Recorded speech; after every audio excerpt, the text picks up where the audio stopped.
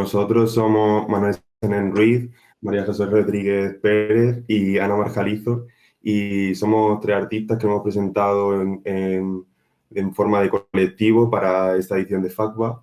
Y nuestro proyecto se llama Anatomía de la Melancolía, que, bueno, empieza el año pasado a raíz del encuentro de este libro, que es como un libro de referencia, ¿no?, en torno al concepto de melancolía, y a raíz de la aceptación de esta convocatoria, quisimos colaborar con Elena Miró, que pues, nos parecía interesante como esa otra parte, ¿no?, que nos podía aportar ella como profesional en este ámbito, ¿no?, de la psicología. Y bueno, te doy paso para presentarte.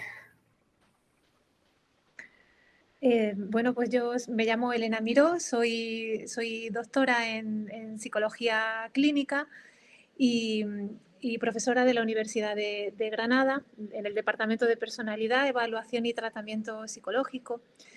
Y llevo pues más de 20 años, ¿no?, dedicada tanto a la práctica clínica a nivel asistencial como a nivel investigador de muchos problemas, ¿no?, que se abordan en psicología clínica, pero entre los cuales probablemente con los que tengo más experiencia son los problemas de sueño, de dolor crónico, de causa inexplicable y por supuesto los trastornos emocionales, entre los cuales pues la ansiedad y la depresión son claramente los protagonistas, ¿no?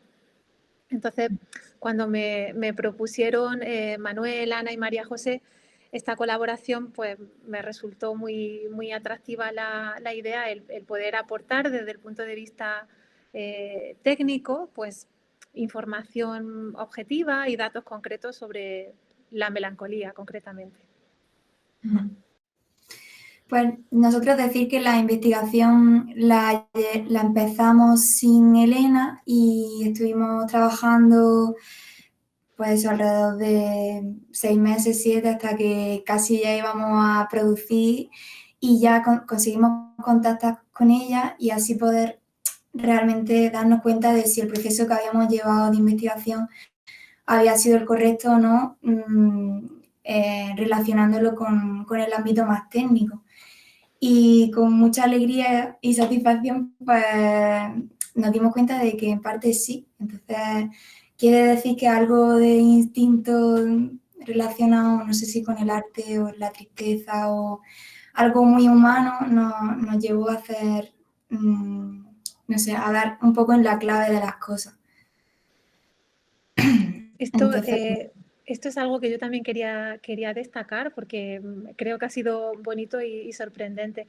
Ellos empiezan la andadura de su obra en solitario y para mí de manera intuitiva, a través del sentir, ¿no?, que también es una forma de conocimiento válida, pues ellos en su obra van identificando a nivel simbólico, metafórico, elementos que cuando luego hacemos nuestra puesta en común, pues yo a lo mejor les voy diciendo los nombres técnicos, lo que eso implica, ¿no?, en el caso de la depresión, pero ha habido ahí como una confluencia absoluta, ¿no?, y que se ha dado de manera espontánea o de forma natural.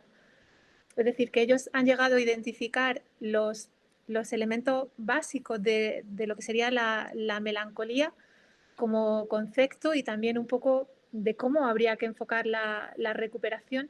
Y cuando yo luego pues les he informado de toda esta parte a nivel de lo que hoy en día trabajamos, pues ha habido como que todo ha tomado sentido, ¿no? Y entonces se puede ver la obra con el ojo del artista y también desde un punto de vista técnico pues se puede entender, ¿no?, poniéndole nombre a esos elementos. Nuestra investigación colectiva empezó en un primer momento a partir del libro de Anatomía de la Melancolía, como ha dicho Manu, que le da nombre también a la muestra nuestra, ¿no? Y era un libro médico o pseudomédico que se escribió en el siglo XVI. Otros de los libros que hemos consultado, pues sí, a lo mejor tienen que ver con la psicología más actual, pero sí que era un acercamiento, pues, muy ingenuo casi, ¿no? De ir leyendo cosas, de ir sacando conceptos y tal, pero luego al contactarlo con Elena, pues nos hemos sorprendido muy para bien que a ella le haya parecido como acertado lo que hemos hecho, ¿no? Y bueno, queríamos empezar hablando un poco de a nivel histórico, de las cosas que vimos que eran interesantes, de cómo se había hablado sobre la melancolía desde la antigüedad. Sí, pues la verdad que cuando nos conectamos por primera vez con Elena, nos hizo como esta especie de clase magistral, ¿no? Por así decirlo, de todo ese transcurso de la melancolía a lo largo de la historia, de los tratamientos actuales y demás, que un poco de lo que podemos hablar en el encuentro de hoy. Y pues, nos pareció muy interesante porque nosotros de alguna manera lo hicimos así, empezamos a acercarnos a través del libro de Anatomía de la Melancolía al origen, ¿no? Pues por ejemplo en Hipócrates, de cómo con la teoría de los cuatro humores se creía que existía un líquido, ¿no? Un humor llamado bilis negra, que era el que producía, ¿no? Este sentimiento, ¿no? Y bueno, a raíz también, pues de ahí encontramos, pues por ejemplo, la película de Melancolía de Lars von Trier, que fue también un gran referente, ¿no? Para la realización de esta exposición, pues también como recogía esa teoría o esa creencia de que, por ejemplo, los cuerpos celestes, ¿no? Pues afectaban, ¿no? A la tristeza, ¿no? Y de esa manera, pues, Las von Trier como que representaba muy bien, ¿no? La melancolía con ese planeta llamado Melancolía que aparece en la película. Si quieres, Elena, no sé si quieres comentar algo con respecto a la Sí, historia. en la escenografía hay alguna alusión a esta visión, pues eso, más rudimentaria, más ingenua de la fisiología humana, de las causas de la melancolía. Y a mí me llamaba la atención cuando luego en ese primer encuentro que tuvimos me preguntaba, y bueno, pero claramente estas no son, esto es como se veía antiguamente, ¿cuáles serían entonces, no? Las causas actuales de la depresión, ¿no? Y mostrabais, bueno, interés y sorpresa en todo lo que íbamos comentando de alguna manera, ¿no?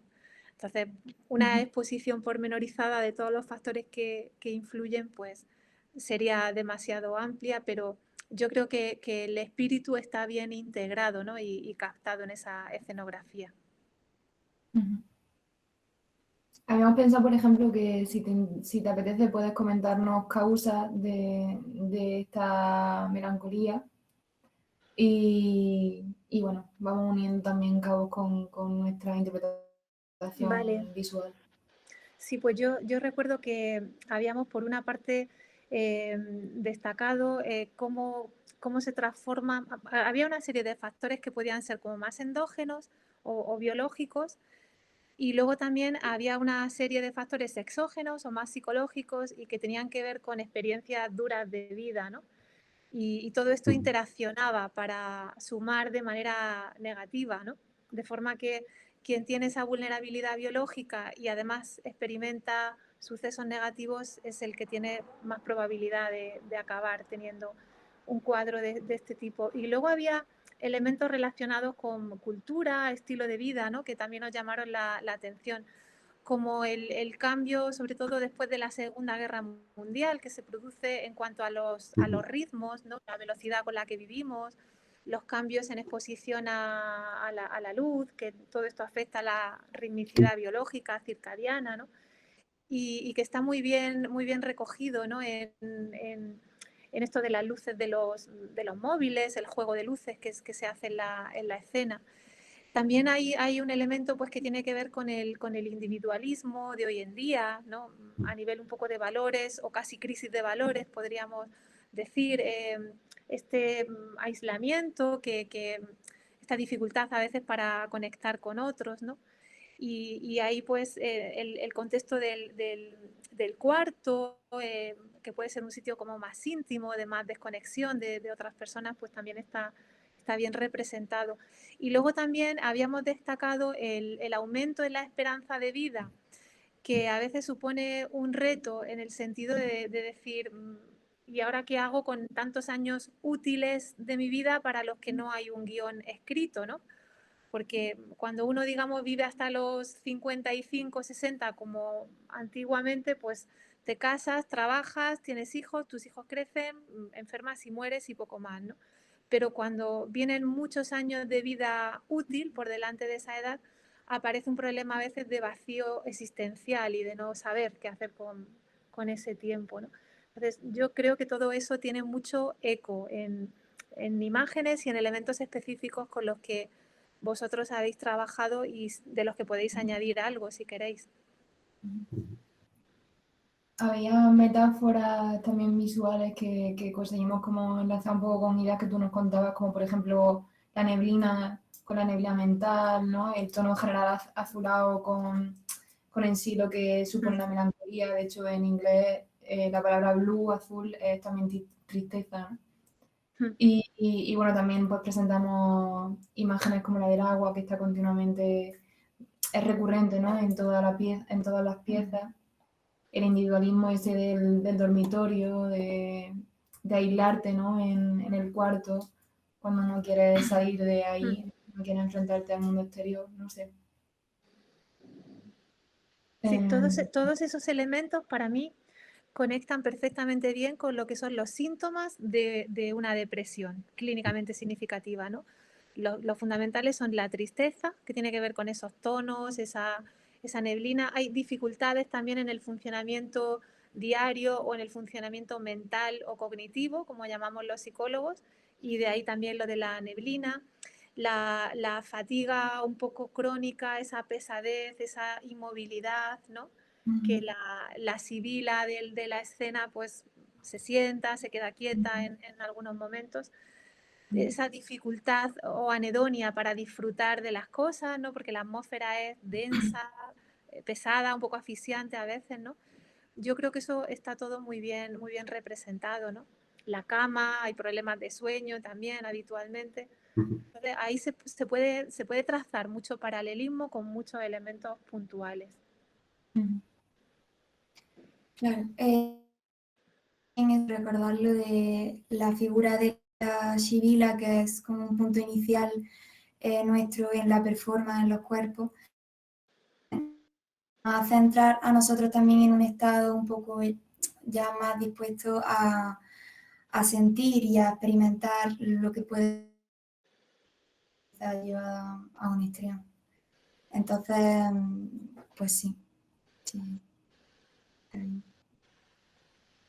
Hubo cosas de las que nos hablaste que nos parecieron muy, sobre todo vinculadas con el tema este del sueño y tal, con regular los ciclos del sueño que tenemos, todo el tema de la melatonina, del cortisol, etcétera. Nos hablaste también de una luminoterapia como un tratamiento así un poco alternativo, ¿no? Que se utilizaba a veces. Y no sé, si quieres comentar un poco cómo se ha vinculado eso también con nuestra manera de entender lo que ocurre, ¿no? Porque todas nuestras piezas al final son luminosas, entonces... Sí, de alguna manera, si luego vamos hacia lo que sería la recuperación de la depresión, pues yo creo que también se puede trazar una relación entre cómo va evolucionando la dinámica del espectáculo, del acto, ¿no? que habéis generado y cómo podría ser también un proceso real de recuperación. Entonces, a nivel de tratamiento, pues una opción es la luminoterapia. No es que sea una terapia alternativa, porque tiene muchos avales científicos de su eficacia, pero quizás sí es verdad que en países como en España, donde hay tanta luz natural, pues no solemos ir a comprar lámparas de exposición artificial a la luz, que es una luz especial la que se usa. Y esto es más típico, por ejemplo, de países nórdicos, otro tipo de lugares donde sí tienen un problema de luz solar, muchas depresiones, muchos suicidios debido a eso y sí que lo utilizan, ¿no? Pero bueno, incluso viviendo en un país mediterráneo, pues está claro que uno de los elementos que ponemos en marcha es el recomendar hacer actividades al aire libre, regular el horario de sueño, una exposición relativamente temprana, ordenada a la luz, pues ayuda a ajustar rutinas, ¿no? Y bueno, quizás sea interesante que vosotros vayáis comentando en qué parte de la secuencia, ¿no? del movimiento introducís elementos que os parece que sugieren eso, ¿no? Nosotros, en verdad, casi utilizamos la luz de forma contraria, porque la gente que ha venido a la exposición suele entrar en la exposición, es tan oscura y sí que tenemos puntos de luz y la exposición en sí va mucho de luces, pero al final causamos la sensación totalmente contraria, porque sales y ya sí que te da la luz del sol y has estado en esa como cueva extraña con luces que te han dado, y además que son luces de móviles, de las linternas de los móviles, que no son luces agradables. Sí. Entonces, es curioso cómo la luz puede ser un remedio y a la vez, en nuestro caso, con el tema de las pantallas, que era algo que queríamos reflejar, también son causas de insomnio, quizás, o bueno, que utilizamos la luz como un poco ahí, pero es curioso cómo el elemento puede ser tanto beneficioso como maligno. Así es. Justo en esa parte, además, se encontraba como ese punto de encontrarse, ¿no?, con el otro, de relacionarse con los demás. Pasábamos de una que era más individual, en que los cuerpos pues casi que no interaccionaban, había cierta, pues haber un encuentro con el otro, pero de forma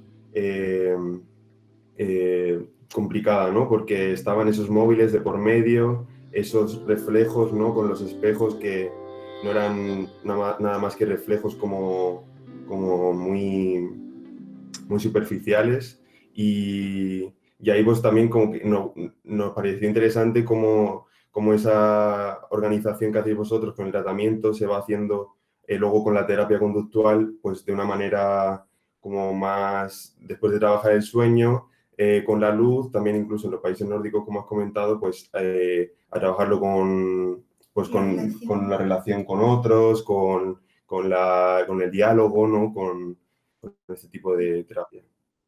Sí, esa parte también nos resultó muy enriquecedora cuando la compartimos, porque pues bueno, lo que nosotros llamamos terapia cognitivo-conductual, que implica trabajar pues sobre todo con la actitud y la imagen que tiene la persona de sí misma, del mundo y de los otros. Pues a vosotros os resonaba el tema de los espejos y tiene todo el sentido, ¿no? La imagen que el espejo refleja de mí, ¿no? Y cómo me voy mirando, primero de manera más incompleta y más superficial, luego pues de una manera quizá más plena, con otro tipo de acercamiento, ¿no? Entonces, creo que también como metáfora, como imagen, puede recoger lo que implicaría ese trabajo, y por supuesto el tema de los otros, que es fundamental. Si le pusiéramos nombre técnico, pues aquí recuerdo que estuvimos comentando lo de la terapia interpersonal, y que tiene que ver con resolver conflictos en relaciones con otras personas que son importantes o significativas para ti. Y a veces también con resolver lo que llamamos transiciones de rol que hay que hacer en la vida de forma evolutivamente normal, ¿no? Por ejemplo, cuando alguien se jubila, ¿no?, y ahora tiene que representar un papel distinto socialmente y le cuesta trabajo asumirlo, pues porque tiene que un poco reinventarse, y a veces eso también es causa de melancolía o depresión, o cuando uno pues bueno, tiene que independizarse o emanciparse o desempeñar un papel distinto, ¿no?, al que venía desempeñando con otras personas. Y entonces con ese baile que hay, donde empiezan a aparecer gradualmente más personas, más elementos, pues para mí también es evocador de todo esto. Había otra imagen en la que también encontramos un punto común, que se vinculaba con la idea esa de que las personas que tienen depresión en cierto momento de su biografía como que parece que pierden el hilo, ¿no? Una de las piezas es la que contaba con varios cristales que estaban como cortados y tal, y que tenían una luz LED que formaban una especie de paisaje. Paisaje además como de cadencia romántica un poco, ¿no?, que también tenía otra vinculación con lo que estuvimos hablando. Sí, ahí como que me pareció muy interesante. Esta obra sí que surge un poco a raíz de nuestra colaboración. Pues nos comentó Elena que había, dentro de las terapias cognitivo-conductuales, se utilizaba, por ejemplo, la escritura para que esas personas que habían tenido episodios traumáticos, pues se ayudaran a sí mismos para reconstruir, ¿no?, su biografía. Entonces, como me parecía interesante como trazar esa línea de como no horizontal, sino, bueno, sí, horizontal, pero no lineal de nuestra vida, y que a veces pues tenemos que reconstruir, ¿no? Y entonces, pues eso, la construcción de esta pieza eran como varios fragmentos de cristales que alternados pues encontraban un hilo funcional, ¿no? Y recordaba ese paisaje. Comentaba. Sí, esta parte a mí me pareció también súper interesante, ¿no? Porque, bueno, un poco para que lo entienda quien nos escuche, las personas, digamos, que están sanas o que estamos medianamente sanas, ¿no? Pues somos capaces de contar narrativas sobre nuestra biografía que están conectadas y que tienen un sentido para nosotros, como cuando se cuenta una historia y es una historia completa, sin lagunas o rupturas, ¿no?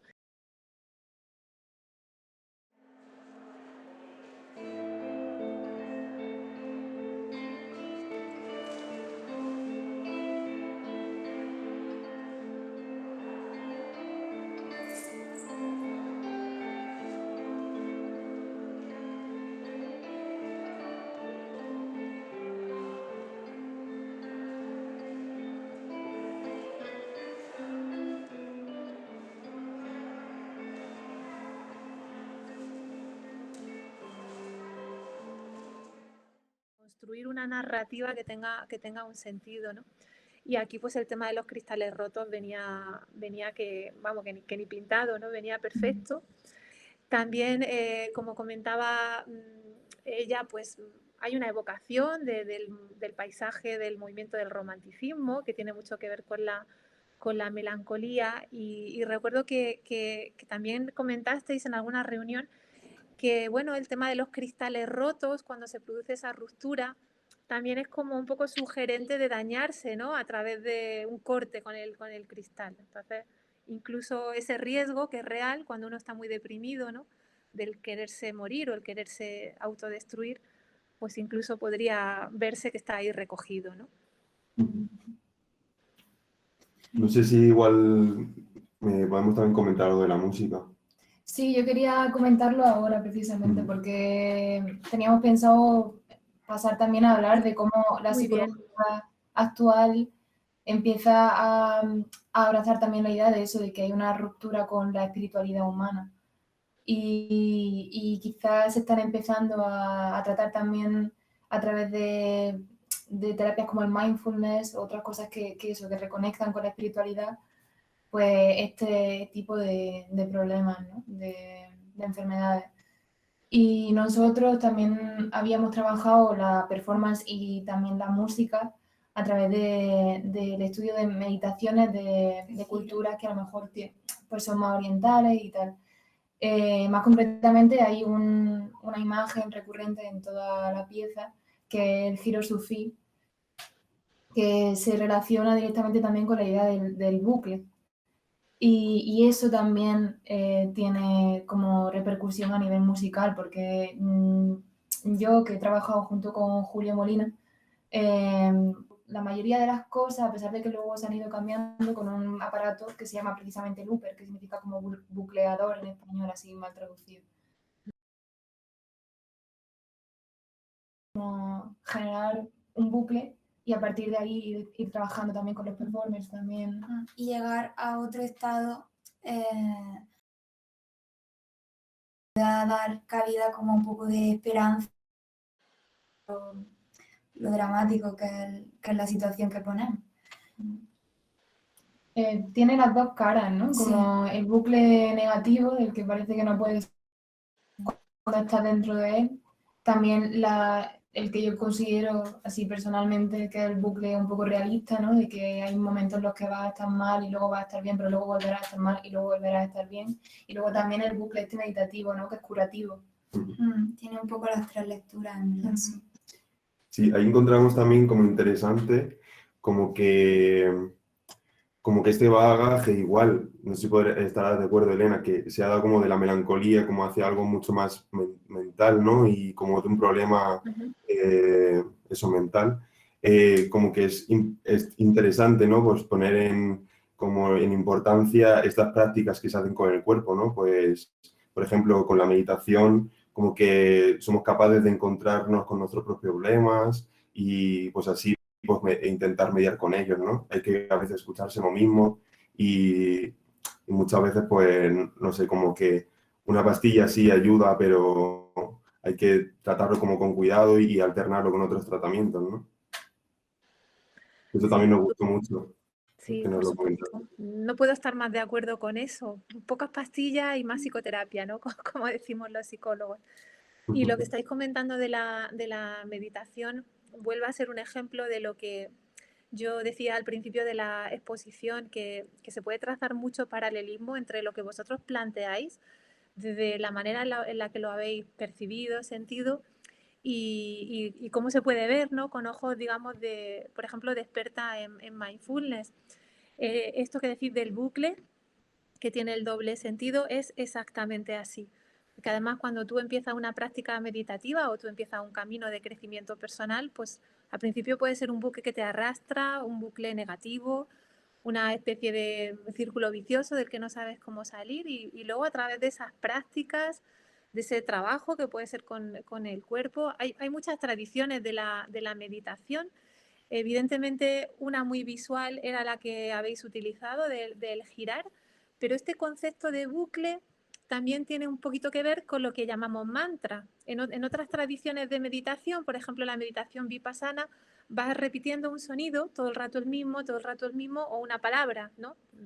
Una que tenga sentido para ti o la que tú quieras. Y a base de esa, digamos, de esa repetición, esa resonancia, es como tú consigues, ¿no? Un poco liberarte de los pensamientos perturbadores y construir una actitud diferente de estar en el aquí y en el ahora. Entonces, vamos, que me parece perfecto la manera en la que lo entendéis y para mí tiene todo el sentido. Pues bueno, yo creo que la verdad que ya nos quedaría Sí. todo y que, pues que ha sido un placer. Sí, igualmente. Me ha encantado la colaboración. Sí. Muchísimas gracias. Nosotras Estamos A vosotros. ya para siempre. Para mí también ha sido muy enriquecedor, ¿eh? Y me ha encantado la manera en la que enfocáis las cosas. Qué guay. Muchísimas gracias. A vosotros.